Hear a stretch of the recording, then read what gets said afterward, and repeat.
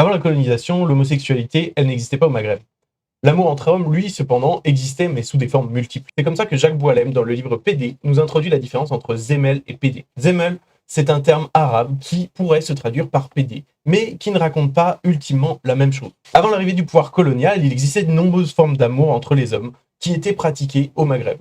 Le colonialisme, lui, en arrivant, a unifié sous un seul et même terme d'homosexualité toutes ces pratiques. Et il a aussi renforcé la condamnation préexistante sur le sexe anal, notamment à travers des obsessions chrétiennes. L'oppression des personnes qu'on qualifie d'homosexuelles a alors frappé plus large et plus fort. Plus fort parce que cette oppression a été renforcée par des idées chrétiennes, mais aussi plus large parce qu'elle a maintenant frappé des gens qui, avant, n'étaient pas concernés par cette oppression. On a précédemment parlé du pinkwashing, qui est cette manière de mobiliser le féminisme ou les luttes LGBT pour justifier un racisme et un interventionnisme dans des pays considérés comme arriérés. Mais si on considère ces pays et ces pratiques comme arriérés, il faut bien avoir en tête que ces pratiques, elles viennent effectivement du passé, mais de notre passé colonial. En revanche, il ne faut pas non plus, à l'extrême inverse, idéaliser les cultures indigènes pour autant.